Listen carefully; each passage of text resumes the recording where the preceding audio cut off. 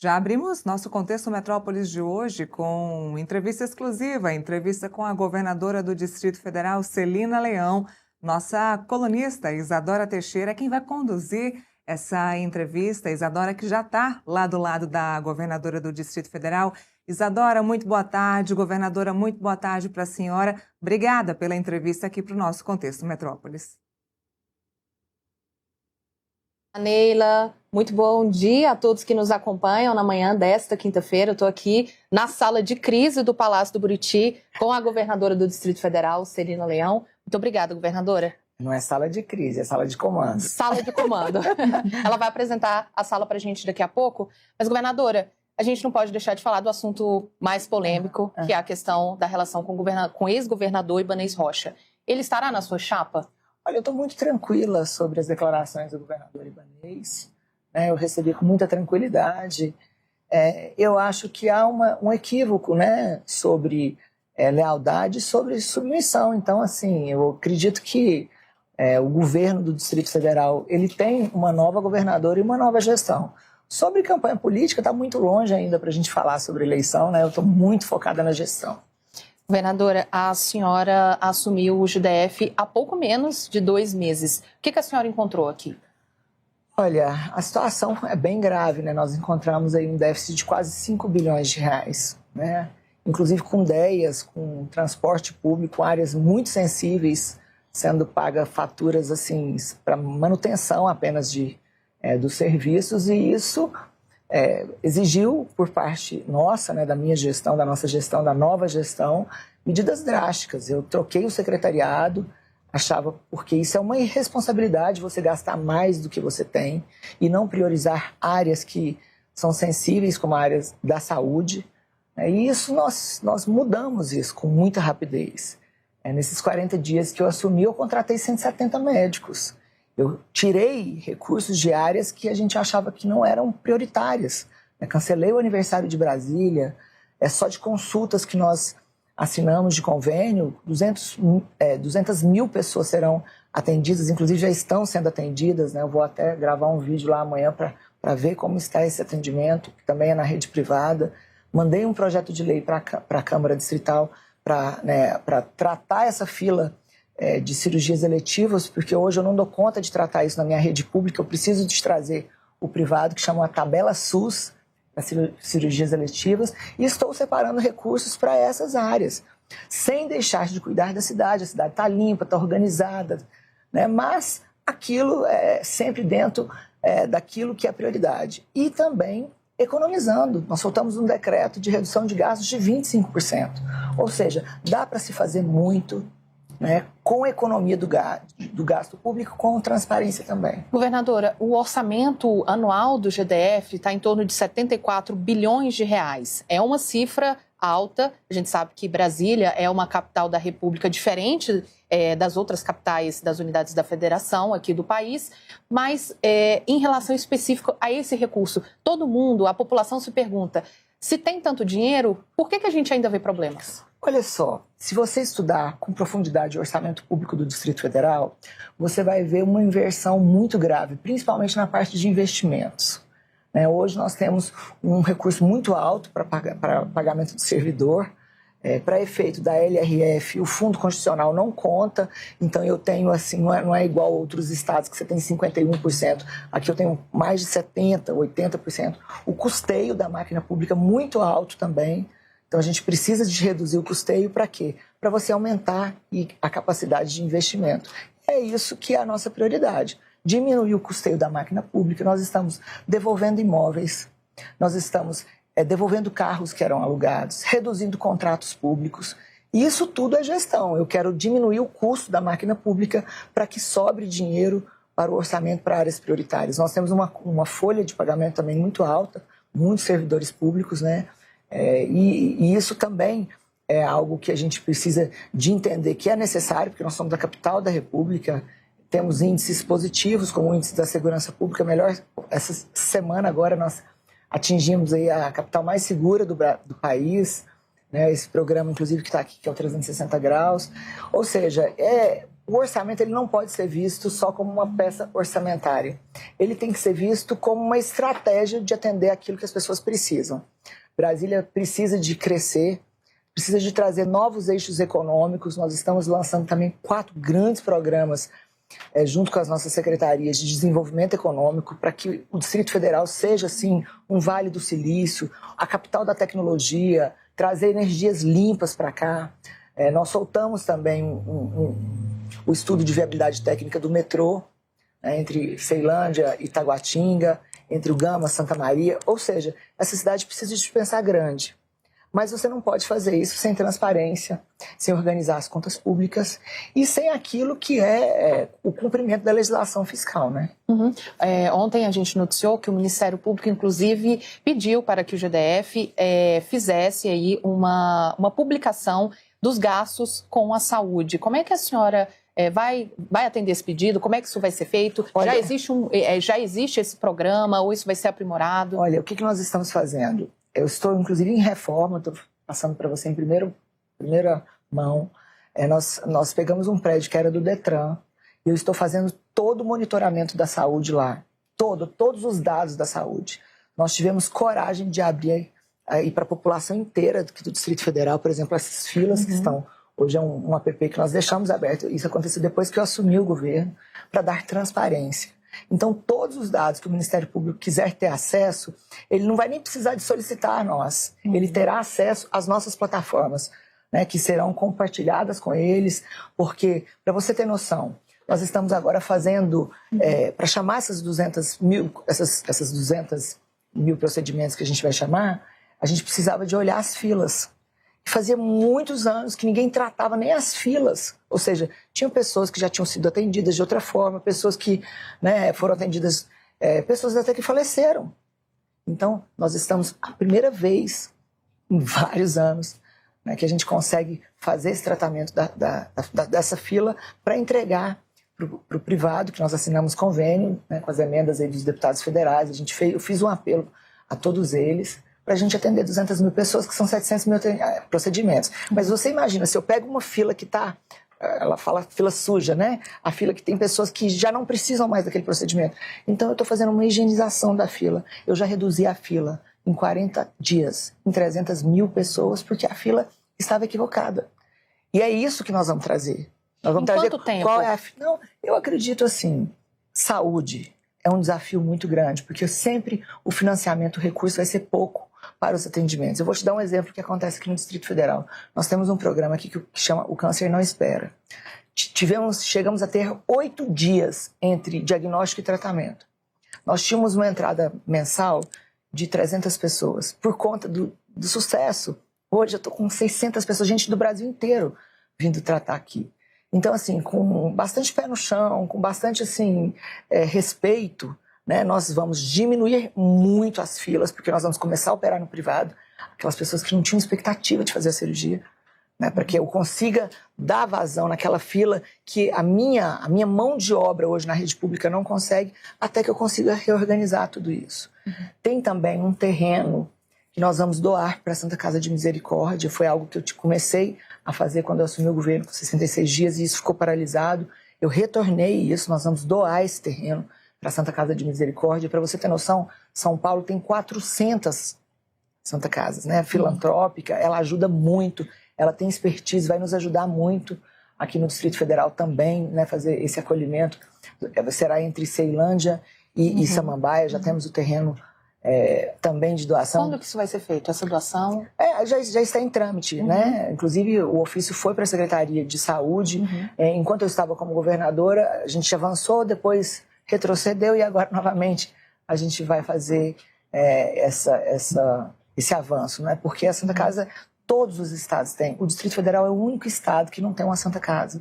E é importante, porque eles têm expertise, eles fazem muita cirurgia eletiva, vai me ajudar muito na rede pública, né? Urgência e emergência, a gente está realmente querendo ter todas as equipes completas, principalmente na atenção básica à saúde. Por que as pessoas muitas vezes vão nas UPAs? Porque não tem um médico no posto de saúde. quando nós fizemos aquele remanejamento do aniversário de Brasília, eu contratei 114 médicos, todos eles da atenção básica. Depois eu fiz o chamamento de mais 50 novos médicos. Então, assim, é priorizar, né? As reformas que nós fizemos agora, o GDF na sua porta, que é um programa também que a gente passa na cidade, resolve todos os problemas assim, de zeladoria da cidade, parquinhos abandonados, lâmpadas quebradas. A gente, né, são mais de 60 ordens de serviço que a gente dá. A gente fez isso lá na Samambaia. Já passei no Riacho Fundo 2, Itapuã, Paranoá, né? Nós vamos alcançar todas as cidades.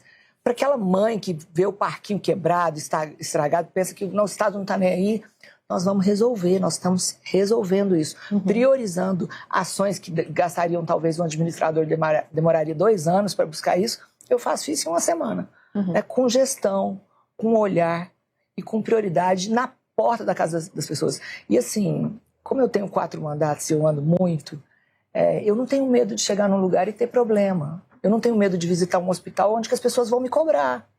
Porque essa é a função minha, eu tenho que ouvir e tentar melhorar. E eu escuto, volto para cá, tomo decisões todos os dias.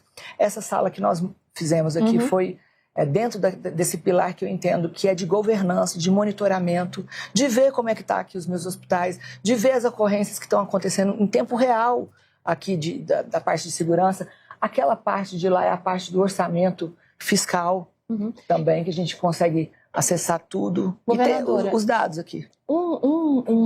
Uma questão muito importante para Brasília agora é a questão do BRB, do Banco de Brasília. Como é que está a situação hoje do BRB? Qual que foi, de fato, o prejuízo deixado aí pelos negócios com o Banco Master? Vai ser possível resolver essa situação? Olha, deixa eu te contar. Do planejamento que nós encaminhamos para o Banco Central, nós já cumprimos 70%. O que é isso, 70%? Não, a parte de liquidez. Nós conseguimos resolver bastante a parte de liquidez, né? Nós conseguimos vender os ativos do Master, né, aí para a Quadra, que fez o primeiro depósito, inclusive na data de hoje. Então, esse problema de liquidez do banco foi resolvido. Nós estamos agora resolvendo o problema de capital. Então, o que eu posso afirmar para você, Isadora, é que apesar de não ter participado do problema que foi hoje, né, que é hoje essa questão do Banco Master, eu sempre falo, né, que não seria jamais um governo de continuidade, porque se eu fosse a governadora, não teria um problema do Banco Master. Jamais teria um problema do Banco Master. A senhora, quanto vice-governadora, em alguns momentos, por curtos períodos em que esteve ali substituindo então o governador, a senhora nunca teve conhecimento sobre essas questões do Master, do BRB? A senhora não tinha contato com o Paulo Henrique, que era o presidente? Olha, essa cidade aqui toda sabia, né, da minha dificuldade de relacionamento com o Paulo Henrique. Era notório que ele não estaria no meu governo. Todas as pessoas sabiam disso. Então, assim, eu tenho absoluta tranquilidade sobre isso, né? O governador geralmente não consulta vice sobre as decisões que ele vai tomar. E à época também, mesmo sem a consulta dele formal a mim, eu deixei publicamente que eu era contrária. Saiu em várias matérias, em vários veículos de comunicação, entendeu? Então, assim, eu estou muito tranquila em relação à responsabilidade, né, aí, objetiva e criminal que pode, né, vir a acontecer sobre essa questão do Banco BRB com as pessoas que estavam envolvidas. Exatamente, até porque nas últimas semanas circularam algumas especulações de que seu nome poderia surgir aí nas investigações ou em uma possível delação. Olha, se o Paulo Henrique falar de mim, vai ser mal, né? Porque a gente não tinha relação nenhuma. Eu achava ele realmente bem arrogante, assim, muito longe da realidade de Brasília, quando ele patrocinava coisas que não tinham nada a ver com a nossa relação pessoal aqui, patrocínios milionários e muito longe daquilo que a gente entende como a necessidade da população do povo de Brasília. E era notório, era público isso. Então, assim, eu acho que isso era plantado até pelos meus adversários políticos, né? Porque ele me citar, se ele me citar, ele vai me citar com bastante raiva, né? Porque a gente não tinha relacionamento, a gente não tinha amizade nenhuma. Ele sabia, inclusive, que ele seria exonerado, né, quando eu assumisse o governo. Governadora, a senhora citou o pagamento da Quadra, né, que foi feito hoje. Foi em qual valor? Eu não tenho dado certinho, mas eu acho que foi mais de R$1 bilhão, porque são 4 bilhões, né? Não sei se nessa primeira parcela foi 1 bi, mas é em torno de 1 bi. Há uma outra parte importante desse plano do BRB aí de recomposição, tem a liquidez e a questão do capital e patrimônio, né? É justamente aquele aporte que está previsto para o GDF fazer enquanto acionista majoritário, que o GDF tenta aí captar aquele empréstimo com o fundo garantidor com um consórcio de bancos e que a senhora tenta conseguir o aval do governo federal para que isso ande mais rápido. Como é que ficou esse ponto? A senhora conseguiu interlocução? Isadora, eu vou me restringir a não falar sobre esse assunto, porque nós estamos terminando uma negociação. O mercado financeiro é bem sensível, né, e a gente precisa de separar bastante. Banco Master, que inclusive foi liquidado de BRB. BRB é uma instituição séria, tem mais de 6 mil trabalhadores lá, né, que precisam assim, desse enfrentamento que nós estamos tendo para não privatizar o banco, para cuidar dos interesses públicos do banco, devolver o banco à população de Brasília. Então, assim, o que eu posso lhe falar é que está bem encaminhado para que a gente possa resolver isso. Governadora, voltando aqui para os assuntos mais locais também, do dia a dia, o Distrito Federal registrou aí um aumento novamente daquele índice de feminicídio. É um problema que não é só estrutural, mas envolve toda a sociedade, né? Você precisa, uma parte do governo, a gente já discutiu, já falou sobre isso com a senhora enquanto deputada, enquanto vice-governadora e agora enquanto governadora. Eu gostaria de te ouvir também sobre esse problema. Como reduzir esse índice tão triste que é de mulheres mortas simplesmente por serem mulheres? Olha, esse é um tema que eu enfrento ele desde o meu primeiro mandato. A gente vive numa sociedade que é muito machista, que às vezes, né, sem perceber que as pessoas têm comportamento machista, porque isso vem, né, de geração em geração. E eu acho que a gente precisa de enfrentar isso através da educação, de ter mulheres também em posição de comando, não só na política, mas em posição de poder no judiciário, né, no poder legislativo e empresas também. Então, assim, eu acho que esse pertencimento, essa naturalidade de se ver mulher em posições de comando precisa de acontecer para que a gente viva uma sociedade onde que o homem não ache que a mulher é propriedade dele, né? Que ela é uma extensão daquilo que ele definiu que ela seja, entendeu? E nós temos combatido muito isso. Primeiro com campanhas muito fortes para que a mulher possa denunciar. Eu nunca perdi nenhuma mulher que está debaixo do programa Viva Flor. Eu tenho muito orgulho disso. Mais de 10 mil mulheres monitoradas passaram por lá. E eu nunca perdi nenhuma mulher. Mas se você entrar na sala de comando, ele apita toda hora. Ou seja, essas mulheres, elas não morreram, muitas delas, porque elas foram protegidas. Então, assim, a mulher precisa de denunciar. É um ambiente também onde que ela vive e tem outro tipo de relação, é uma relação emocional também. Por isso que nós estamos trabalhando também uma rede de proteção para as mulheres, onde que ela possa ser acolhida, onde que ela possa sair da delegacia e se sentir acolhida. Nós temos vários programas, abrimos 4 casas da mulher brasileira, fruto ainda de quando eu era deputada federal, eu que fiz essa articulação na Câmara Federal para trazer esse recurso para cá, inauguramos essas casas da mulher brasileira, porque depois da denúncia, vem o cuidado também com elas, né? Nós temos aluguel social para essas mulheres aqui no Distrito Federal. Nós criamos também um programa que é o órfão do feminicídio, porque eu sempre falo que o feminicídio é um crime continuado, é uma tragédia o que essas crianças vivem. A gente que acompanha pessoalmente as famílias, assim, é muito triste. E educação. Eu acho que as mulheres, nós não queremos privilégio. Nós não queremos isso, nós queremos igualdade. Igualdade é eu não morrer pelo simples fato de ter nascido mulher. Eu não apanhar pelo simples fato de ser mulher. E isso precisa de ser falado. Nós precisamos que os homens também se levantem a nosso favor. E eu tenho visto isso, esse movimento, sabe? De homens que se levantam. Teve aquela ocorrência que aconteceu aqui em Brasília, você viu que os homens saíram em defesa da mulher.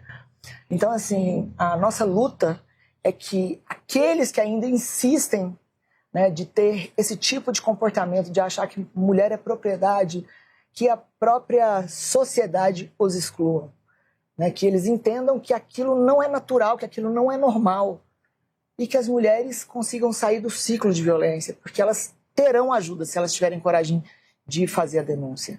Sabe, eu tenho muito orgulho agora de nós estarmos na série histórica como a capital mais segura do Distrito Federal. Mas ainda o crime de feminicídio é um crime que ele acontece num espectro, né, dentro de casa. Então, para vencer isso, é educação, denúncia e a própria sociedade começar a repreender esse tipo de comportamento machista, onde que você nivela a mulher, né, pelo fato dela ser mulher. Então, eu acho que isso são fatores importantes para a gente vencer esse tipo de situação. Governadora, para a gente encerrar, vou falar de um assunto nacional aí que tem tomado o noticiário nos últimos dias. A senhora nunca escondeu, a senhora, na verdade, fala disso publicamente, que é amiga da família Bolsonaro, principalmente da Michelle, né? E eu queria saber, a senhora acredita que o Flávio é ainda o candidato viável do grupo do PL? Como é que a senhora tem visto esse caso que tem sido noticiado do Flávio com a relação com o Vorcaro? O que a senhora pode falar disso? Olha, eu acho que quem tem que dar alguma explicação sobre isso é o próprio Flávio, né? Uhum. Eu vou me reservar aqui a não emitir opinião sobre isso. Ótimo, governadora, agradeço. Muito obrigada. Neila, é com você. Eu agradeço e até a próxima.